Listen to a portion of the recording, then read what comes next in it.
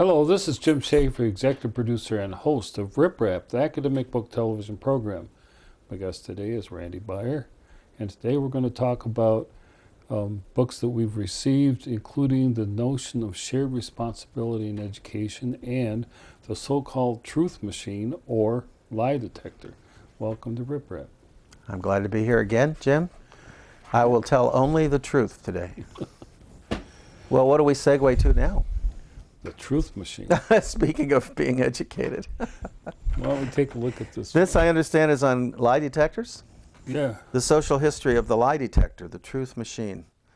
And there's a photograph of someone wrapped with her hands against the palm, which apparently the palms are very extremely sensitive to, they sweat and they have nerve endings in them. In fact, it gives a description here. The classic polygraph exam involves simultaneously measuring a suspect's blood pressure, breathing rate, and electrical skin conductance. As a series of questions that require yes or no answers as a series are asked. But the person can also be subjected to more covert scrutiny. Behavior symptoms are observed before and after the test is performed. Cameras behind two-way mirrors may record gestures and nuances of expression that Judith and her colleagues used, Judith Becker and her colleagues used to test this as people would either describe or actually just listen to music. So I find, I sort of knew about her work, but coming across this book stuff today, sort of kind of interesting perspective on what is a lie, or what is the mind, well, she's what's looking going for on. What's a genuine, authentic reaction? Yes, an authentic reaction, right? And that's not so easy to determine. Yeah. Because some people's responses are very muted, and so you couldn't find that out from a wink or a facial muscle movement or something like that. There's something else going on. I think a lot of her work as well is qualitative, so it is in conjunction with interviews and discussions and having people describe their feelings when they listen to particular types of music, or even pieces, and musicians and non-musicians as well. So, at any rate, this is the separation of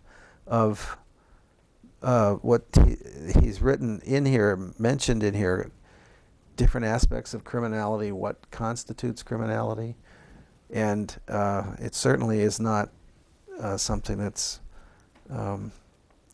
determined by one particular fact, is it? Well, one of the questions in my mind is, what do you do with a sociopath? In other words, someone who has deliberately manipulated his or her responses to disguise them so that you can't see how dangerous they are. And they actually can fake out the machine as well. Yeah, and if they believe, or in other words, there's just no remorse. There's no, you can't measure that because they're beyond the norm. Right. Yeah. But what you're saying is the lie detector is looking for, this is interesting, I guess if I get this right, the sociopath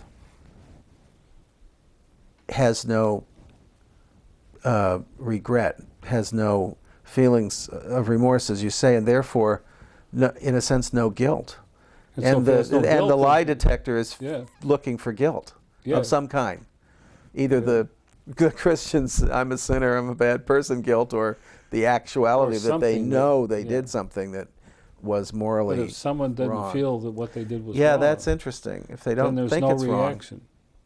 Yeah. But I find if a tree falls in the forest, right? The earlier thing that I was talking about, which is, we would love to believe the machine is right somehow. And what I found in dealing with machines is you have to know the machine and its limitations and how it works in order to accurately evaluate the results that the machine is producing. I don't think there's any machine that you can accept the results carte blanche, just out of the box. And no, that's really true. That's sort of a tenet, a basic tenet of interacting with technology, especially when you're you're talking about social patterns and technology, or interpersonal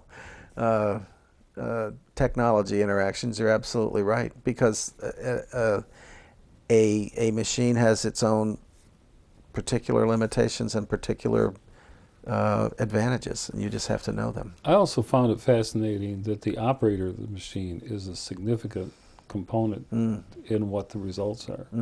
How Symbiotic because they do the relationship. thing of asking you deliberately false questions Yeah. to see what your reaction is. Yeah.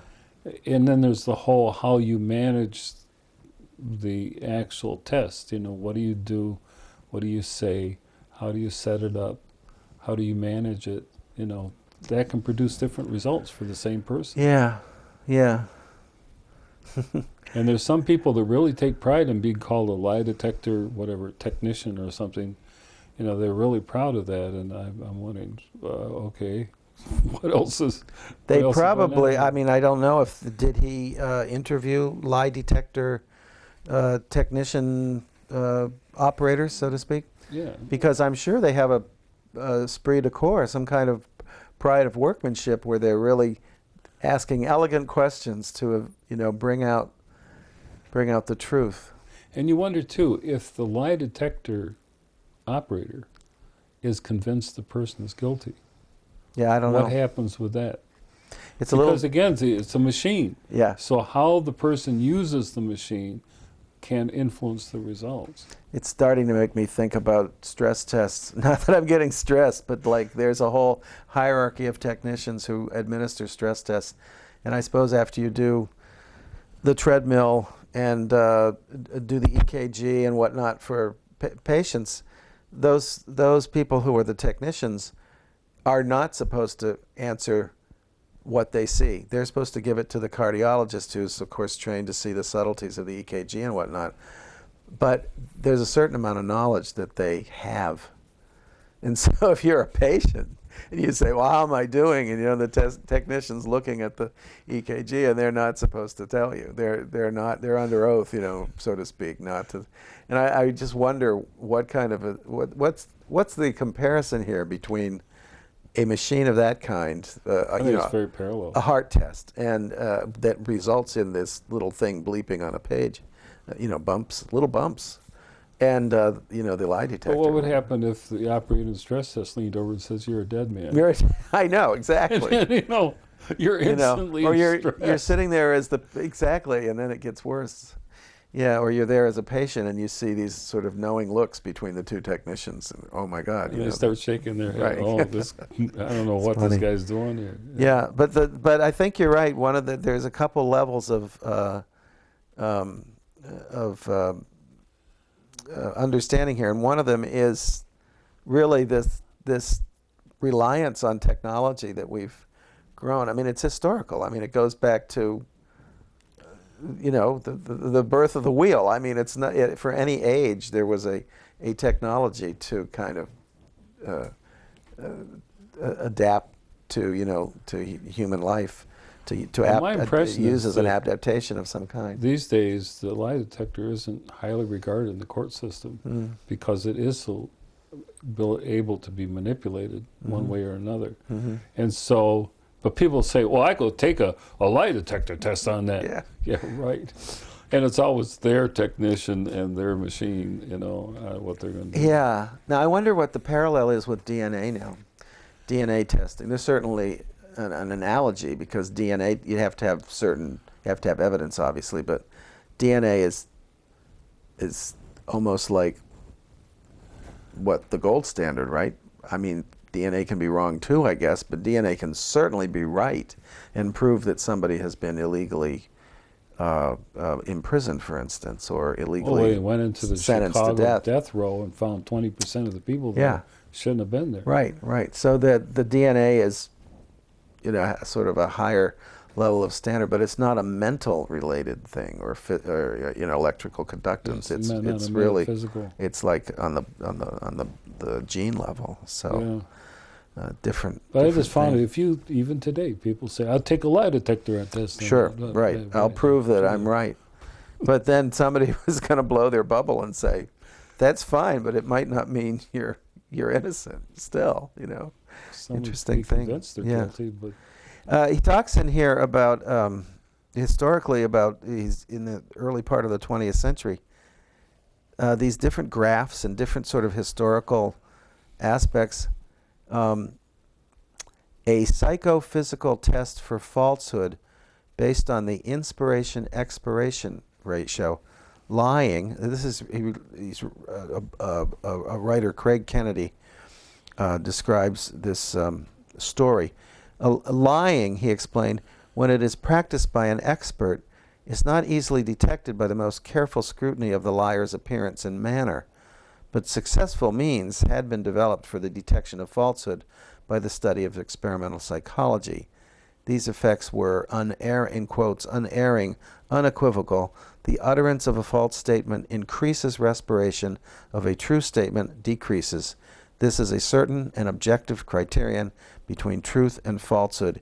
Even when a clever liar endeavors to escape detection by breathing irregularly, it is likely to fail. You see, the quotient obtained by dividing the time of inspiration by the time of expiration gives me the results.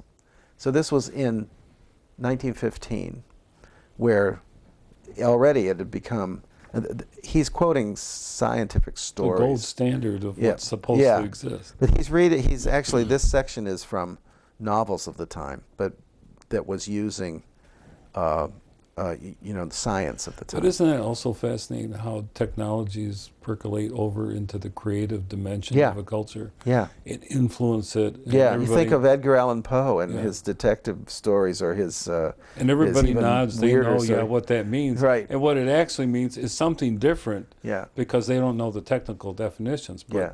if you say to most people lie detector, they have some idea of how it and they have works. certain assumptions about what that means. Right. Yeah. Well, I think most people, I think this is fair to say, just in layperson's terms, would, that whole thing about breathing fast, breathing heavy, sweating, the various ways you get a kid to decide if they, broke Mr. Smith's window with the baseball. I mean, little things like that. Or did you take that money off your sister's, bureau? Or switch genders. I guess I could switch genders on that too. I mean, not to anybody. I found there's a story I read about Africa where when they suspect someone of lying, that they call in the medicine man or shaman, and he takes a very hot knife. Okay. Gets a pound of flesh. Just rub it along the leg. Wow. And if the person has lied, he won't sweat and get burned because he's trying to control his reaction. He's scared out of his mind.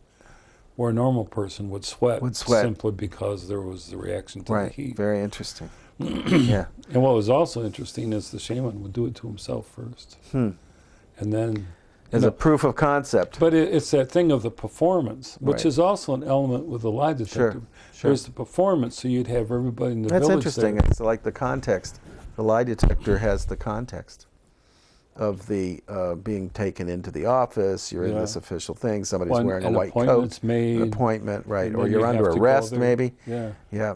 Yeah, that's right. The ritual context. Well, it's true in other parts of the world where,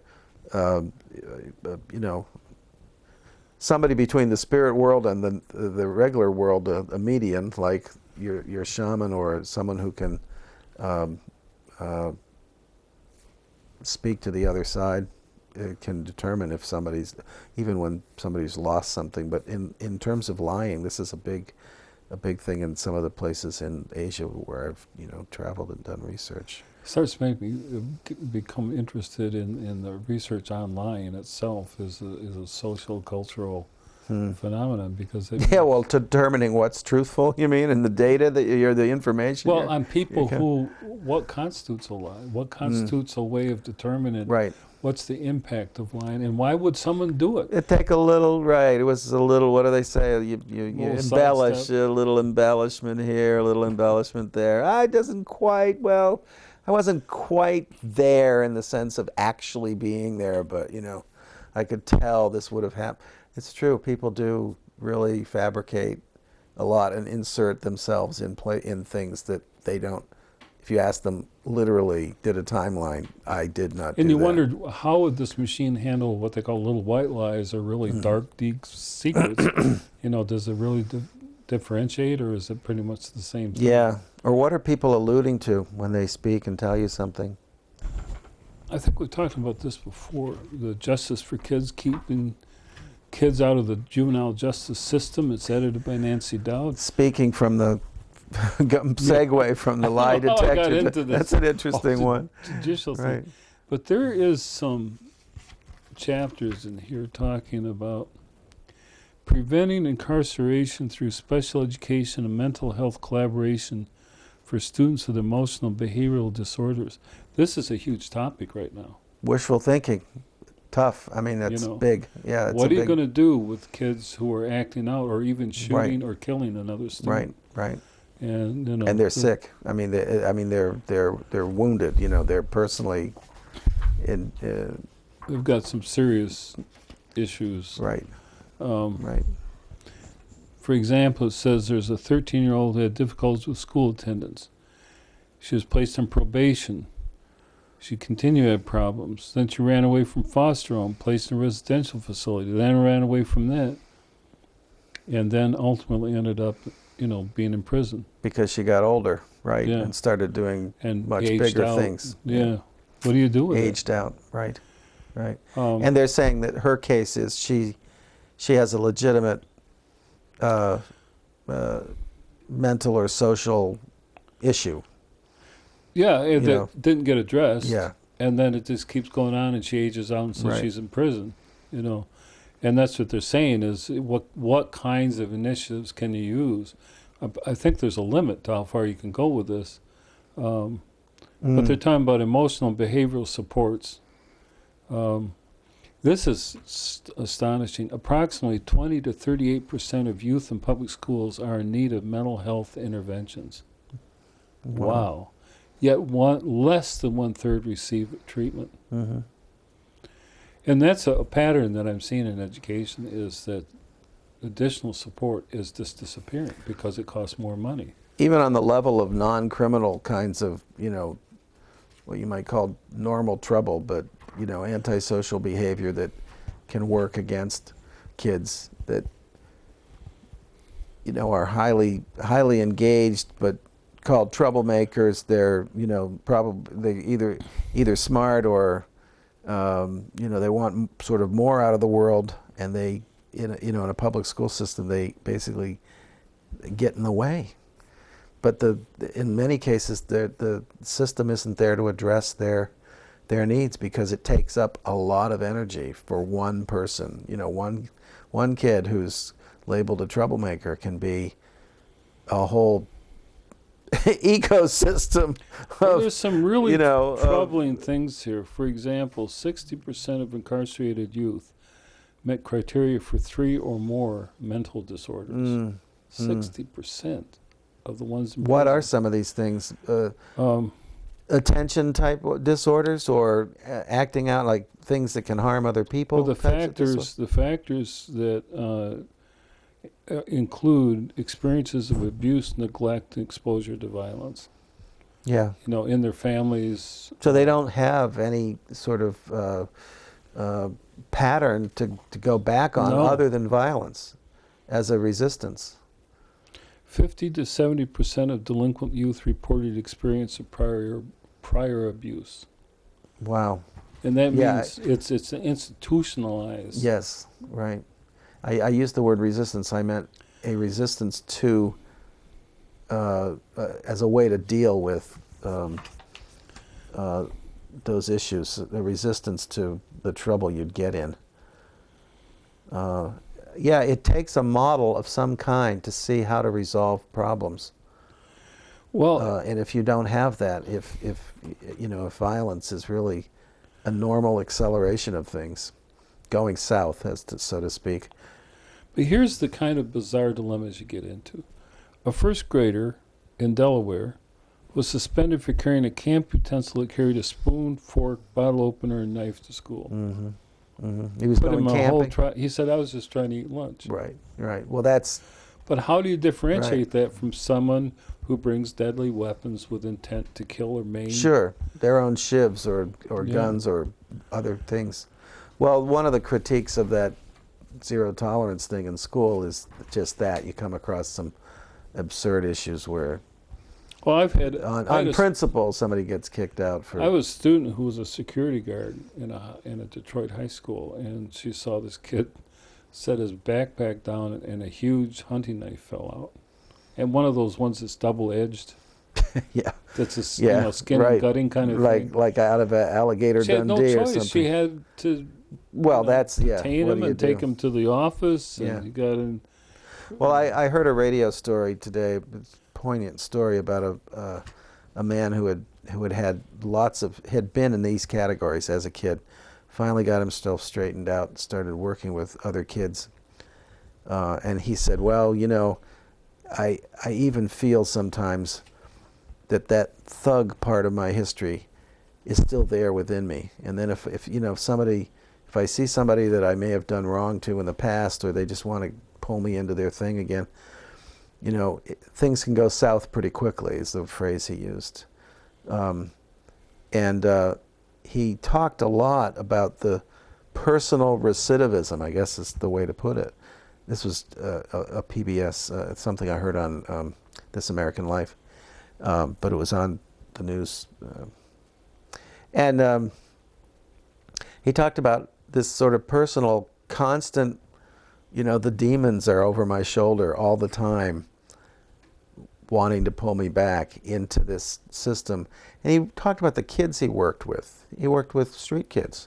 And he put together this baseball team and this basketball team. And he said they are all angry about something.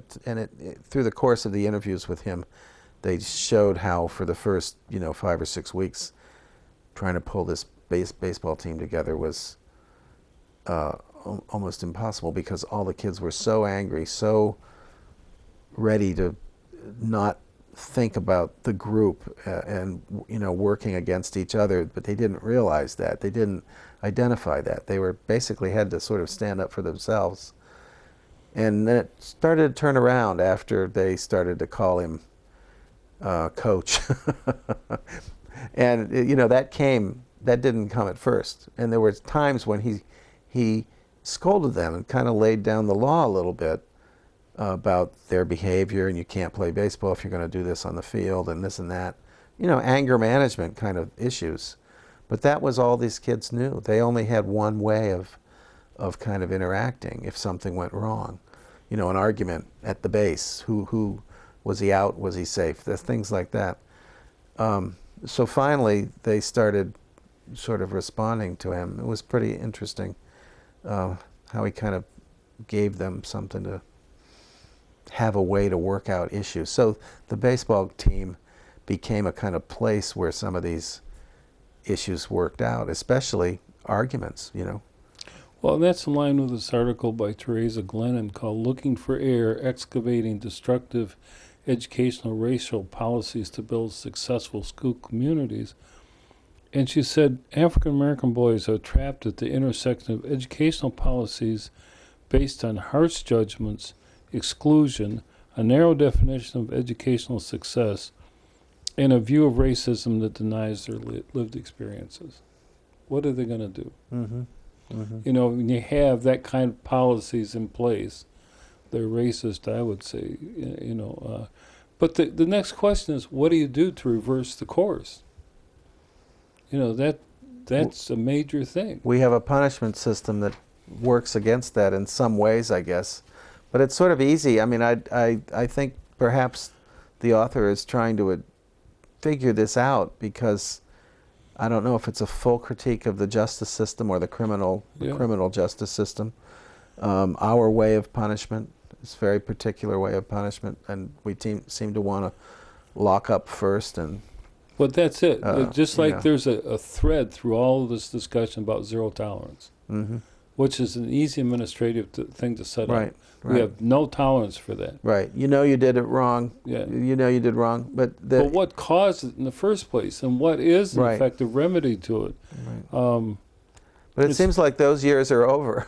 Those years were like the post-60s, 70s years when, you know, the social concern, I know there are a lot of people now, heroic people, working on the social concern of people who are criminals and people who are destined to be criminals, who really work seriously about changing the very core of you know, their life or lifestyle.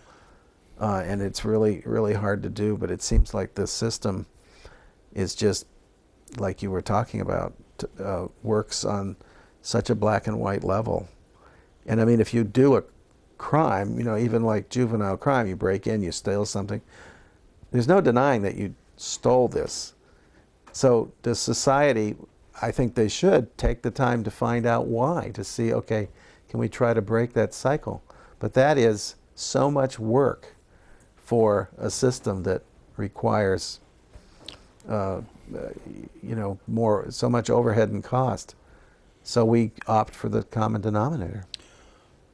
There's another thing they're saying, that, you know, no child left behind, which is not something I'm in favor of. But it's distorted pedagogy in the classrooms of low-income and low-achieving students into drill and kill techniques that highlight rote memorization rather than critical thinking skills. I mean, research has shown that's the absolute worst way to teach. You know, the drill and kill thing. It just, but it's easy to get it lapse into that, because you can say, this is the results from this spelling test, and if you don't do well, then what we're going to do is have you get up and repeat the words, you know, in front of the class or something like that. There's some kind of mandatory penalty, but that doesn't have anything to do with learning anything. It has to do with, you know, retaliation. Yeah. So there's some really troubling things going on here. But on one hand, what do you do with a student who does come to class with, you know, one of these knives or guns? And that's also a constant thing. I know for a fact that in Detroit, they have metal detectors at the doors, and the kids just hand their backpacks around to someone else. Well, you have to think safety, obviously. I mean, it's sort of like, well, are you going to be such a bleeding heart, as if to say, oh, all these kids have problems, so we'll, you know, you can't excuse bringing violent weapons into a situation where they could be used. So it's, you know, sort of sensible self-protection. Well, thank you for being on Rip Rap. It's my pleasure to be at Rip Rap. Yeah, once again.